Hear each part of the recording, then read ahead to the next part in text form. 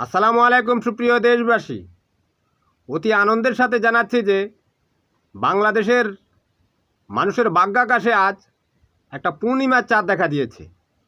আমাদের সর্বকালের সবচেয়ে জনপ্রিয় অন্তর্বর্তী সরকারের প্রধান উপদেষ্টা মিস্টার ইউনূস সাহেবের নেতৃত্বে আমাদের সরকার একটা বিরাট অ্যাচিভমেন্ট করেছে। সেটা হচ্ছে মার্কিন যুক্তরাষ্ট্র বাংলাদেশের রপ্তানি পণ্যের উপরে 37% ট্যাক্স ধার্য করেছিল। সেটা 1 আগস্ট 2025 সালে কার্যকর হওয়ার কথা ছিল, কিন্তু আমাদের সরকারের ঐকান্তিক প্রচেষ্টায় এটা আমাদের এই স্বাধীন বাংলাদেশের বিএনপি, জামাত, শিবির, ছাত্র, কৃষক, শ্রমিক জনতা সবার অর্জন।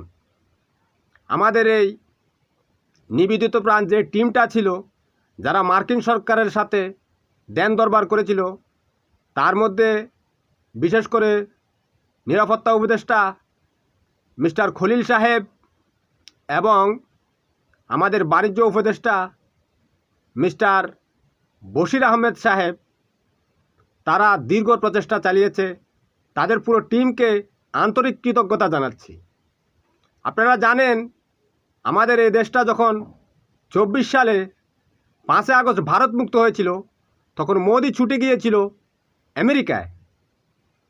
ডোনাল্ড ট্রাম্প সাহেব সরাসরি সংবাদ সম্মেলনে বাংলাদেশকে ভারতের হাতে তুলে দিয়েছিল।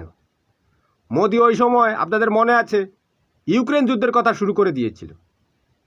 বুঝতে পেরেছেন?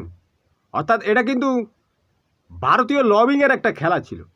মার্কিন যুক্তরাষ্ট্র আমাদের উপর তো এমনভাবে ট্যাক্স ধার্য করতে পারে না, কারণ আমাদের বাংলাদেশটা একটা হতদরিদ্র দেশ।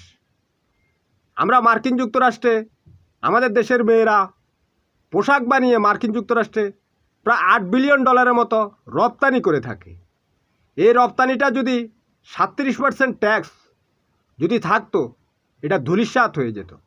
সেই বাজার দখল করতো ভারত, কারণ ভারতের ট্যাক্স হচ্ছে 25% আর আমাদের 37%। ভিয়েতনাম, কম্বোডিয়া, তাদের 19% এবং 20%। মার্কিন সরকারকে কৃতজ্ঞতা জানাচ্ছি, আমাদের হতদরিদ্র মানুষগুলোর দিকে তারা সুদৃষ্টি দিয়েছে। বিনিময়ে মার্কিন যুক্তরাষ্ট্র থেকে 25টা বোয়িং বিমান কেনা হবে, 7 লাখ টন ভুট্টা কেনা হবে, গম কেনা হবে। কারণ আমরা মার্কিন যুক্তরাষ্ট্রে প্রচুর রপ্তানি করি, কিন্তু আমদানি করি না।